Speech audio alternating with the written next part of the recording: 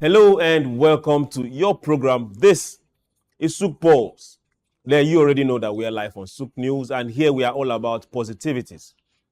So face your day, get all the information, good, bad, whatever. Once you get here, you detox.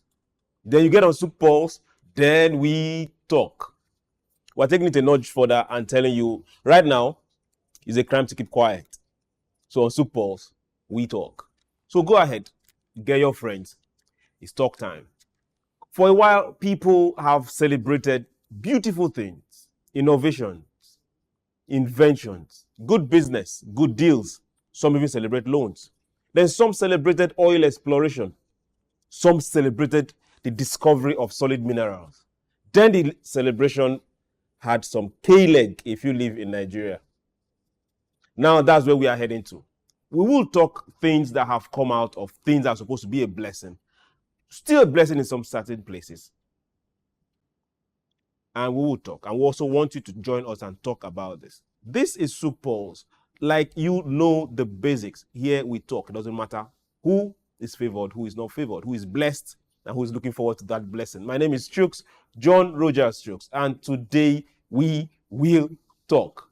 We've got a very short break, and now we'll break down our topic word for word and get to invite our guests on the program today. We are blessed to have players in that particular sector, people that are talking and keep talking. So don't go anywhere. SOUQ Pulse will be right back in your face.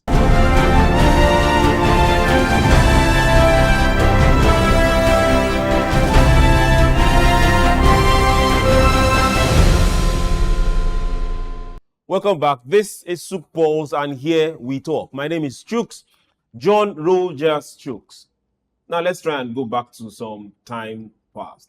Now the discovery of oil brought a whole lot of joy, both to the nation and the communities that were told that there is something beautiful under the ground in the land of their fathers and those of their great-grandfathers. But now over time, that joy has turned to something we might not be able to explain. Because when you ask, have they really profited from what is coming out from that particular ground? That is a story for another day that they only can tell. Now we've seen this happen with oil over time. We've seen the degradation. We've seen the loss of farmland. We've seen the loss of livelihoods down to lives. We've seen the environmental impact crude has done to those particular places where that exploration is happening. Now we are in another boom called solid mineral exploration. So in one word, mining. And Nigeria is also blessed. And communities are also celebrating the discovery of several minerals under their feet. Same ground that belonged to their grandfathers and those before them. Now, joy is gradually turning to things we might not also be able to explain. So that is where we are heading to. We are asking ourselves this direct question. Solid mineral mining and the environment. Who exactly is watching? Are we going to wait and see the repetition of the circle that happened and still happening with crude to these host communities with solid minerals being mined in Nigeria? So that is where we are heading to. We want a situation where both explorer, mining company, host community is happy, where every single one contributes and the nation can smile. But is that where we are right now? So SOUQ Pulse is going to talk, and talk we will. My name is SOUQ, you know the remaining. And your excellencies, distinguished ladies and gentlemen, join me as I welcome to the program today, Mr. Philip Jakpor. This is the second time, so I'm quite excited. He is the executive director of Renevlyn Development Initiative, Friends of the Earth. He's an environmentalist, and they are looking and showcasing issues coming with mining. That's what we're heading to. Also joining us on Zoom is Barrister Chima Williams. He is the Executive Director of Environment Defenders Network. So we are going to talk. Sir, welcome to SOUQ Pulse. Thank you for having me. Good. So the first time was on Zoom, and today Physical. You're live. So to every member of the crew that made this possible, we want to say thank you very much. So we always head and hit it straight. Mining is here. Mining is with us. mining is supposed to add to our GDP, give us jobs, make our economy better, and also develop the communities where they are. But as we speak right now, how profitable is it to the host community first? Thank you. I think a good place to start is where you started. You talked about oil and gas, the expectation, the joys that local people in Omibiri felt when oil was discovered in commercial quantity in the late 50s.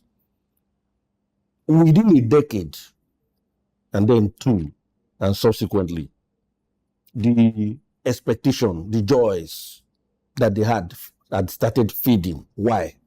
Their rivers were getting polluted. Their farmlands were getting polluted. They also started noticing that the company that came with smiles suddenly shut its doors to them. They cannot even complain without the harassments that will go with it. Unfortunately, the same scenario has started playing out in communities where solid minerals extraction is going on today. Nigeria is blessed with abundant supply of natural resources, solid minerals, lithium, the latest, gold, lead. Has always been there. It's scattered all over the country. Virtually every part of the country is, especially in the north. But like I mentioned earlier, now we've started seeing the same situation playing out. Most of the mining companies going beyond their areas designated for mining, encroaching into communities, and in a subtle way, or sometimes forced, displacing local people. In a subtle way or sometimes forced? Sometimes who forced. Is forcing who? Well, when you live in a community and every now and then there's rock blasting without notice, and the rocks fly and land on your roof. When you say rock blasting, I think you need to define rock blasting. Okay, when in the process of mining, for instance, limestone, okay, the mining companies use dynamites, to blow up things. To blow up rocks, and then dig what they want or get out what they want. Now, in some places, of course, they give notice to the community that we're going to do it by 6 a.m. or 6 p.m. And unfortunately, what we have in this dispensation in our country, across the country, different parts of the country, is that this is happening indiscriminately, even without notice. So you are in your house, suddenly there's this earth-shaking blast, and then suddenly you see the roofs, your building is cracking. Sometimes the rocks injure community members. Nobody needs to tell you that it's time to leave that community. It's time to leave your own native land. Okay, let's welcome Barrister Chima to this conversation. Barrister Chima, I hope you're with us. Sure, I'm here, my brother. This is SOUQ Pulse, and we welcome you. Now, he has given us an intro and told us this particular, I won't call it a story, is an example of people that have to leave their own fatherland because of mining activities. But now let's go straight into it. Who is causing these issues the more? Is it the legal miners or illegal miners?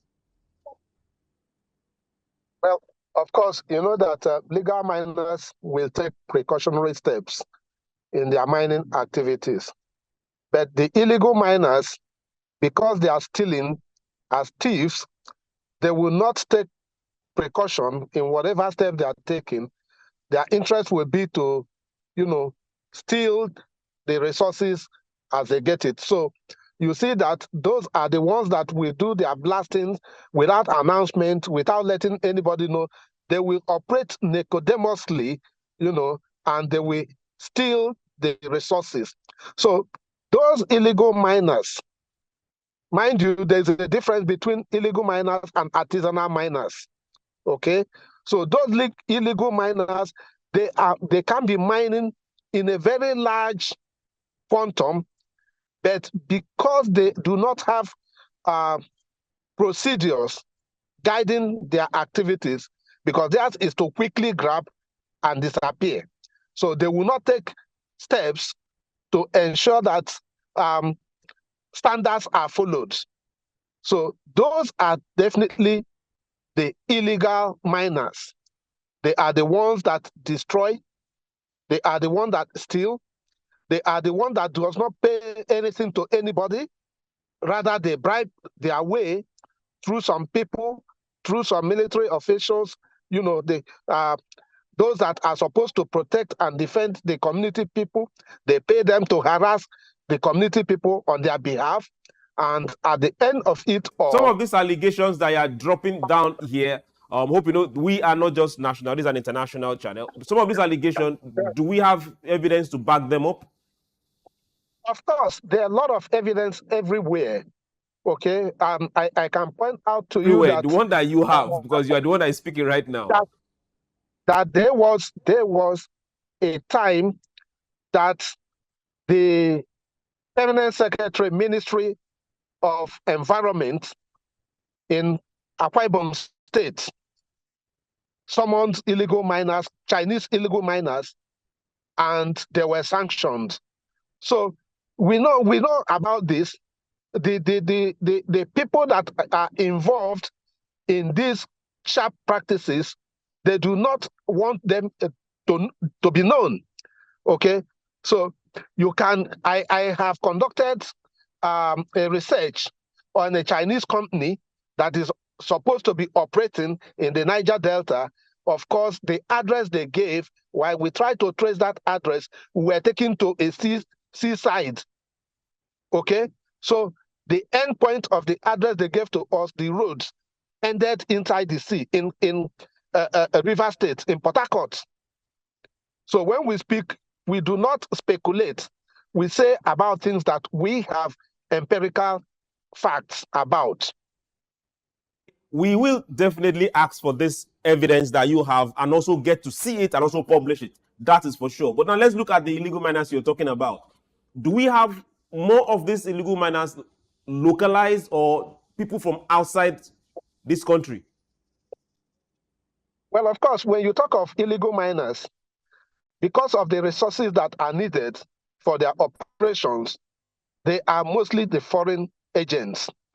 But of course, partnering with local agents and local people to do it. That is why I drew the distinction between illegal miners and artisanal miners.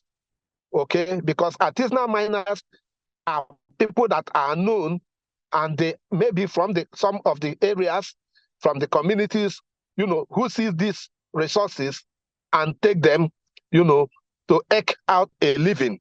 So, and we have been advocating that the artisanal miners should be gathered, just as we have been advocating in the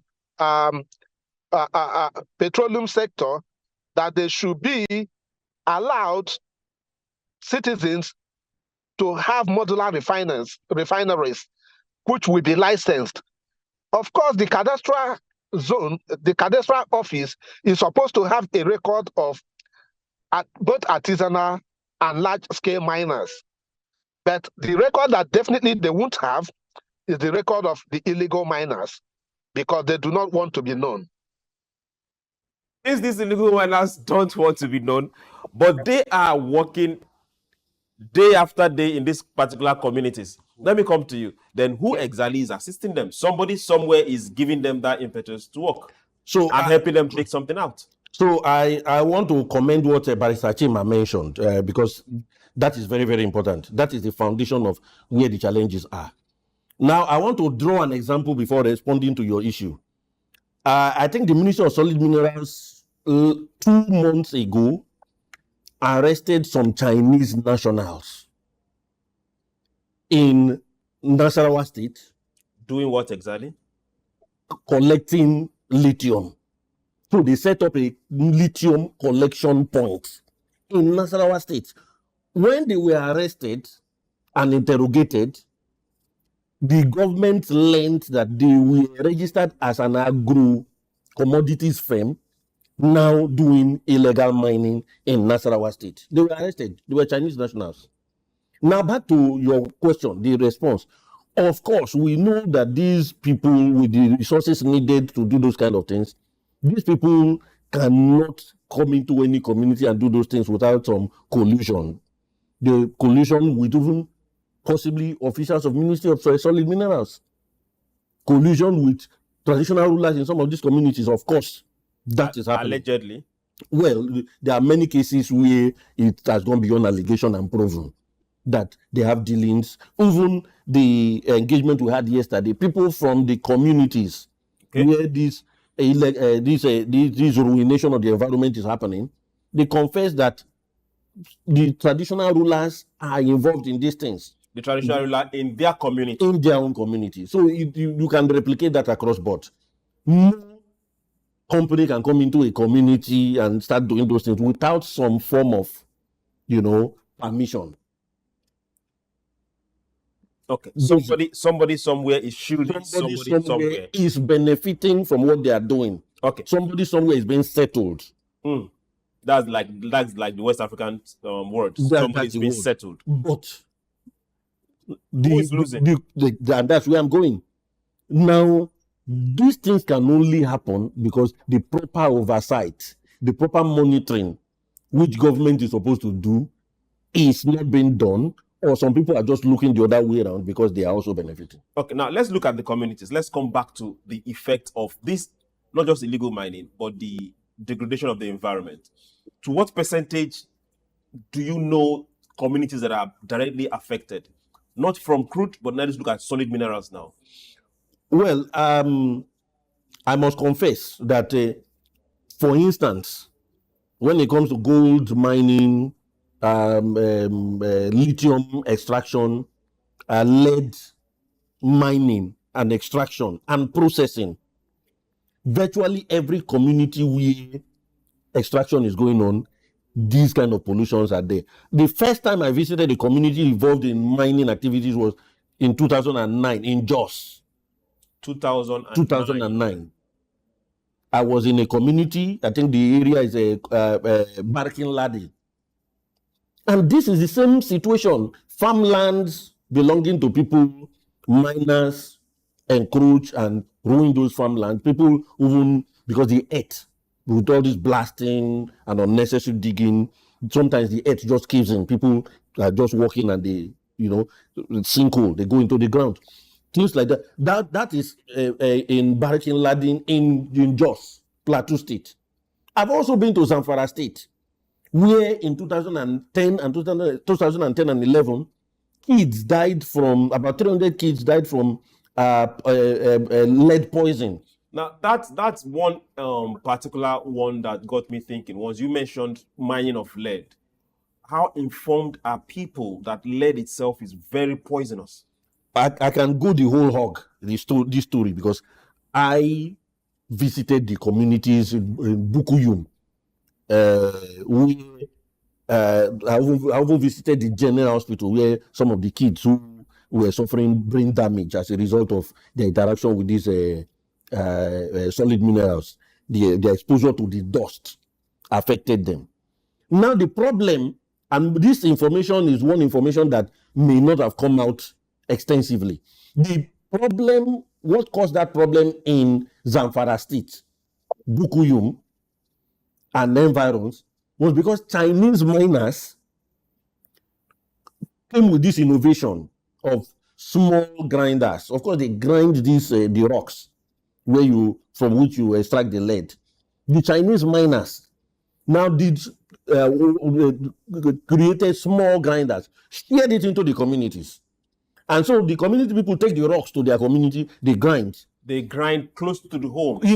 Close to the homes. I saw these things, I have their images, I took pictures. And then you see dust everywhere. And of course, for little children, it is from hand to mouth. So these children will play around these communities and then they touch these things and his mouth. And that's what caused the problem in 2010 and 11, because I was there in 2010 and the follow-up in 2011. And the Chinese were also responsible because they were the ones that created those small grinders. If we say this person is responsible, that person is responsible, what about people within the locality?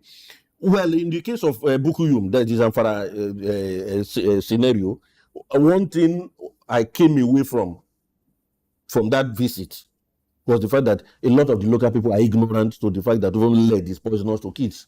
But so, somebody somewhere somebody somewhere is paid. Somebody somewhere allowed them to come in. Of course. So these are also people who need to also get to find out. Layers. Okay. There are layers. In fact, that community is about 4 hours from the capital, Gusau. Those areas are the same areas today that you cannot even penetrate because of banditry. And the origin of that banditry is this illegal mining. A lot of the local communities where this thing was going on, the miners, they arm some boys because somebody somewhere on top allocated this space to this man, allocated the other space to another man, allocated this space to another man. And so this man must protect his territory the same way the other one will protect the territory, and the third. Now, when these boys are not mining, they use those arms to terrorize. That was the origin of the problem. Okay. That is the origin of the problem in Zamfara State. Okay, Barrister Chima, I'm coming to you now. I hope you're still with us. I'm here. Okay, thank you. Let's get it from this other angle. What exactly is driving this mining activity with no concern for the community people? Of course, it's a very simple answer. The quest for maximization of profit before human beings, because they do not care about the inhabitants.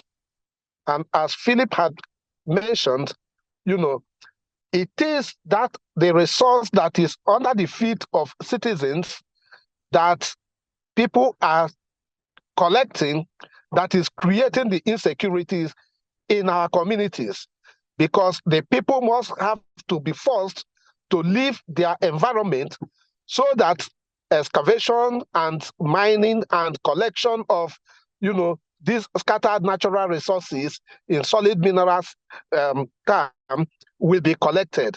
So they are doing this because they want to maximize profits, and they don't care who pays for it and the price that is paid for it.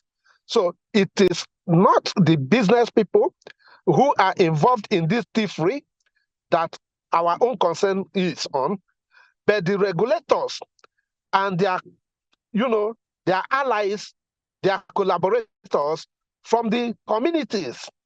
Because definitely there is no way a stranger will enter into any community and start doing such type of, business without the knowledge of somebody in the community or somebody in the state. So if the regulators, if our governments do what they are supposed to do, to monitor, to police, to secure the lives and livelihoods of citizens, which is the primary responsibility of government, perhaps this type of scenario may have reduced, if not eradicated at all. Okay, so it may have reduced or eradicated, but now let's look at it from this other angle. The wheels of government most likely grinds very slow around this side of our divide. But now, if I am a member of a community where this is happening, from your experience, what do you think those communities can do in the interim? Yeah, of course. Vigilance is key to self-protection. Now, the community citizens, if they are vigilant and they identify strangers in their communities, and there is nobody from the community that is involved, then it becomes an easy task. Because one is that they can use their own local, security system to chase those people away. Or they can make complaints, they can report such incidents and such perpetrators and people involved to the security apparatus of states.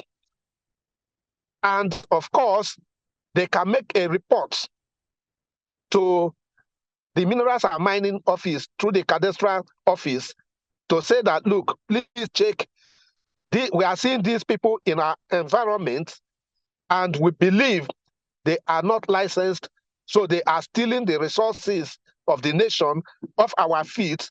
Can you check that they are illegal operators so that collectively we can chase them away?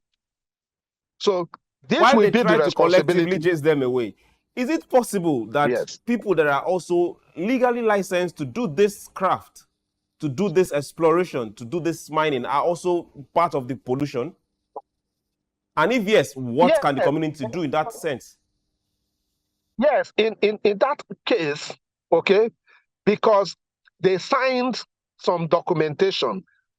Okay, there's the CDA agreement, the Community Development Agreement between the company that is a legal operator and the communities under the Minerals and Mining Act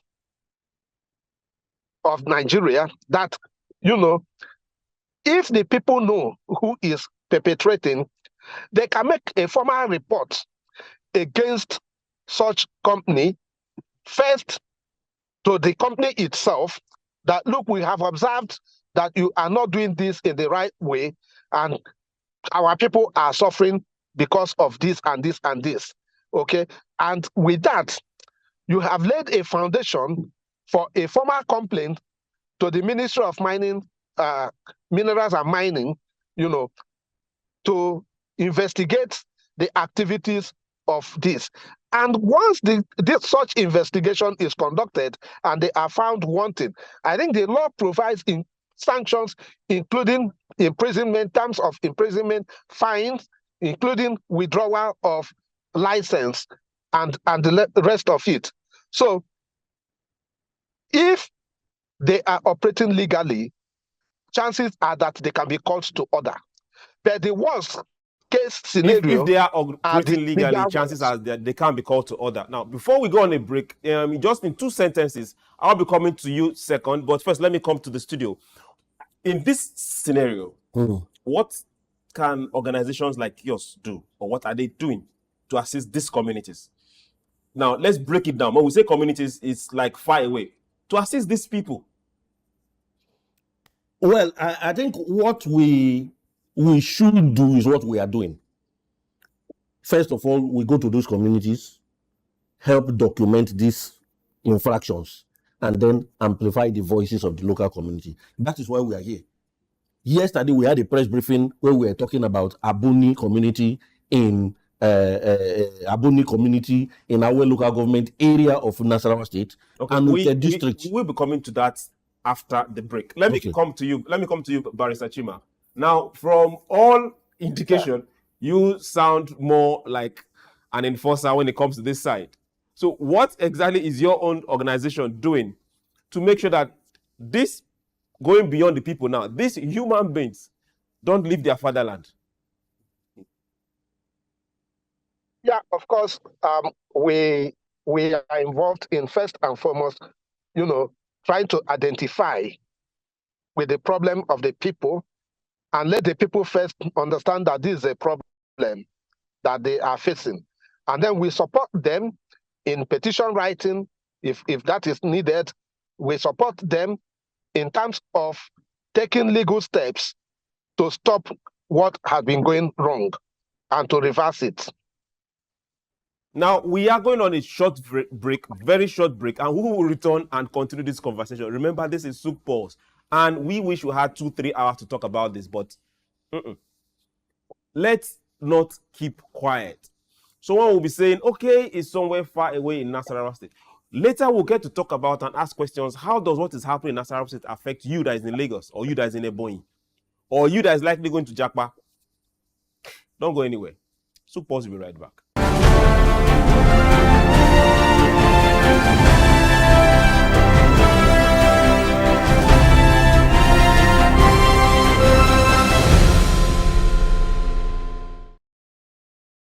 Welcome back. This is SOUQ Pulse, and we are live on SOUQ News.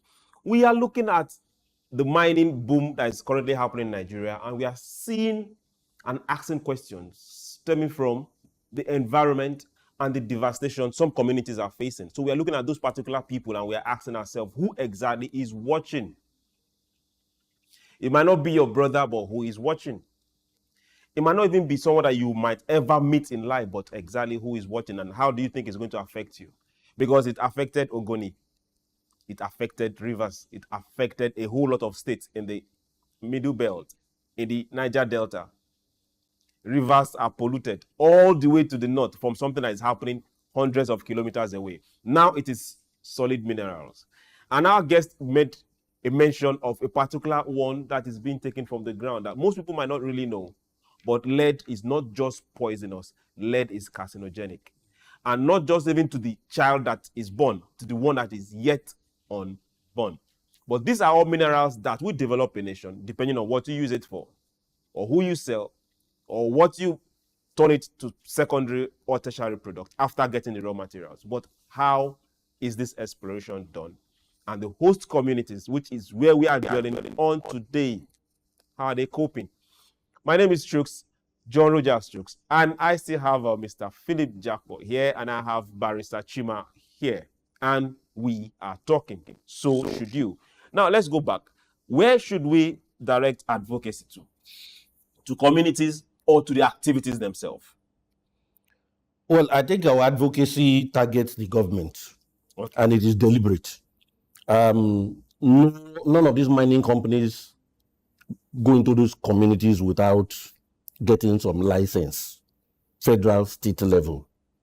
So if they are to be sanctioned, of course, it is the same government that will sanction them.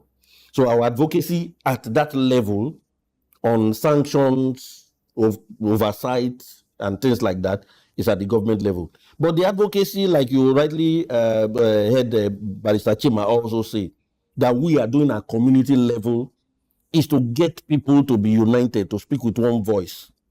We start first of all with educating them. Sometimes the response of community people to this is either through violence, which will not address any problem. Sometimes, in fact, those violence is instigated so that the community can face military repression. And then for the miners, it is business as usual. We have seen it in oil and gas. We saw it in Ogoniland, where the people, for protesting against the despoilation of their environment, many were killed, many were hounded, and fled their community in the 90s, preceding the murder of the late playwright, Kensara Wiwa. But for the oil companies in the Niger Delta, that is also a strategy. Once the people are displaced, once the people leave, it is business as usual. So we will never recommend community people taking to violence. But then, systematic approach to challenging the impunity of these miners. And it starts first of all, and that is what we do, it's education. The people have to report the state of their environment. The water used to be clean, but now it is no longer clean. And how did you determine that the water is no longer clean, okay, or safe for consumption or other uses, is through laboratory tests. The miners, the corporations involved in this business, they are systematic in trying to break down resistance. So you have to also be systematic in being able to document what they are doing to challenge them. Barrister Chima mentioned something about taking them to court. You take them to court. Why we are being systematic in also addressing this issue? Let's also look at places where these things are, but they're not started exploring it. Barrister Chima, are you back with us? Yes, I'm here. Going from what Mr. Philip has said, let's look at communities where the discovery is there. They have these solid minerals, but exploration has not started. Nobody has brought in a digger, dynamite, or a shovel to dig one single strike. What lessons should they start taking from what is happening to other communities that have this issue now? Well, I think it is something of, when you look at what has happened or what is happening to the others, you will remember that if you allow it come to your own community, the same fate will meet you. Even though some communities think that it is a blessing for them for resources to be extracted from their communities. But at the end of the day, when the stock is taken on cost and effects of such activities, the communities are more ripped off than they were before. So this is where the resource cost syndrome emanates from. And for us, we are thinking, and as we enlighten the people, is no, resist. Do not allow unknown extractors to come to your community. Even those that are licensed, both in the petroleum and the solid mineral sectors, those that are licensed are causing havoc and harm to the environment. What will be the fate of the people and their environment where illegal activities begin to occur? So for us, it is that, look, today we are talking of climate change, talking of climate impacts. And most of our communities are frontline communities.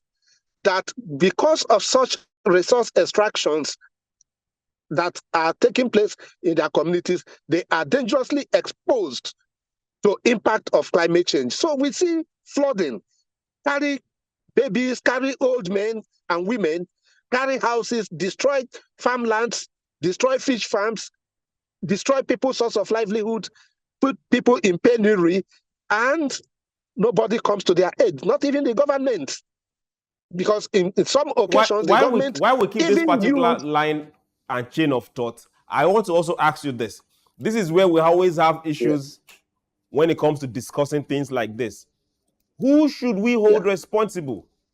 At this point in time, who should I call? Should I say, okay, my state governor, you are responsible for this? Or those representing me at the National Assembly, or the oil company, or those chiefs, or Eze, or Emir, or Oba from my place? Who should we start holding responsible? Or the company themselves? Because we need to start pointing fingers. Who should we hold responsible? Yes. Yes. As a starter, we should hold our government responsible and accountable to us. Because there are people in government. So who is the person in government I should hold responsible? In a state, you should hold the governor first and foremost, primarily, because he is the chief security officer of the state. And during campaign, he promised to protect and preserve citizens' rights. And when that fails to occur, means that the governor has compromised, and the members of the House of Representatives, Senate, House of Assembly, councillors that are representing the people have also failed. So, but if you start from the head, it will make the legs and the hands to respond quicker. So if you start actioning against the local councillors or local government chairman or the House of Assembly members, leaving the governor, leaving the president, leaving the ministers, then it means that you will still be running round and round and round. And those perpetrators, they will come, they will flash documents and say they have authority from above. Who is that above? So by the time you hold those ones, if our regulators regulate, if our executive executes, and our judiciary do the right thing, and our legislators, why we don't talk so much about legislators is that in most cases, it's not because we don't have laws in this country. It is because that those that are supposed to execute those laws do not take us serious. So you see where the problem is. Now, if you go why we look at where that problem is and look for how to solve it and keep talking about it, not just in our closed doors, but openly. Let's now ask ourselves this question. Yes. I'm coming back to the studio, sir. Yes. To what extent is this degradation, these communities that are losing lands, farms, and their means of income, what impact is it having on first their local economy and the national economy? Well, for the local economy, people who have been blessed by nature, blessed by God, to have the resources that can transform not only their own local economy, but also the national economy, do not benefit from it. These things are carted away from their communities. Their rivers are polluted, their streams are polluted, their farmlands are ruined, their livelihoods destroyed, some deaths occur, no benefit. And then for the national economy, when the extraction going on at this level, at the community level, which is supposed to add to the pool, goes to the central purse, is not going there, but going to some private pockets or outside the country, then we will remain in this state of underdevelopment. It is as clear as that line. But unfortunately, in all this, there are just a few people, private people, who are benefiting from these things, and the generality of us are losers. Because, like I mentioned when we started this discussion, this nation is blessed. It's almost like God, in his infinite wisdom, dispersed natural resources to every part of the country. There's no part of the country that does not have one or so natural resource, especially solid minerals. Every part of the country. Now you could imagine if we had proper harnessing of these resources for the good of our nation. Nobody will be talking about just oil. We'll be talking about all the natural resources we have, and we'll all be better for it. Our people's life and well-being will be improved. Okay. But unfortunately, that's not the situation. Let's also look at this now. With oil came a boom. With oil came land being lost. People that were gainfully in farming sector and farming, most communities were into that. They didn't even have land to farm anymore. Now we are having the same thing play out here. Lands are being lost. The pictures that you were showing us the other day, we saw, you couldn't even identify that this place used to be a farm before. To what extent are we seeing this contribute to food insecurity? Oh, in fact, you've hit the nail on the head. Now, most of our people are subsistence farmers. They farm, they consume some of what they produce, and they sell to feed their families, to send their children to school. With these kind of illegal mining activities going on, with the ruination of their lands, it is affecting them negatively. And this whole thing translates, and it's not happening only in the north. In Enugu, coal mining is still going on. And most locals in the state don't know. They only know that every day trucks leave Enugu, head towards Onitsha. They don't know what is being conveyed. It is still happening. Limestone in Ebonyi State is happening. So it's just like it's a marketplace where everybody goes in, grabs, and disperses. That's what's happening. So the local people are worse off for it, because they are subsistence farmers and their environments are being ruined. So they are subjected to eternal poverty. Okay. This is not the note we want to end on. And this is not the note we will end on. Now, let's turn these tables. Barrister Chima, I'm coming to you. Let's turn these tables. If you happen to be in the position of authority where you are telling us to hold people responsible, what will you do differently, like now? Thank you very much. If I am in position of authority, the first thing I will do will be to enlighten the people.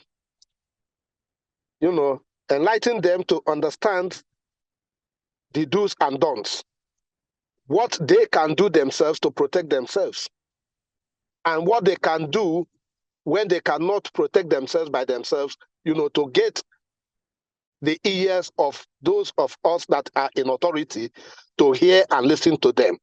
Now, with enlightenment comes mobilization. A people mobilized who understands the issue and the reason why they should move will not sabotage the efforts. Okay?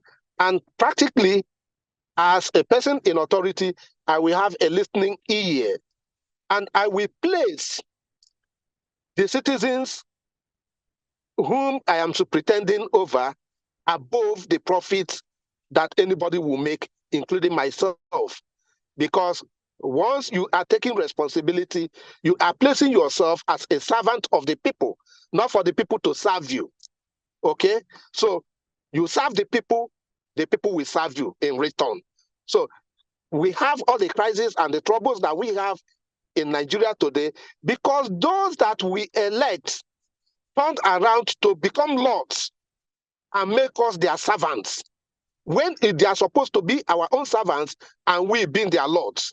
So reverse becomes because the case. we don't demand for justice, we don't demand for accountability. We are the ones that give them that particular right to do what they are doing. Yeah. You are right, because if we do not make demands, they will continue to do whatever they are doing.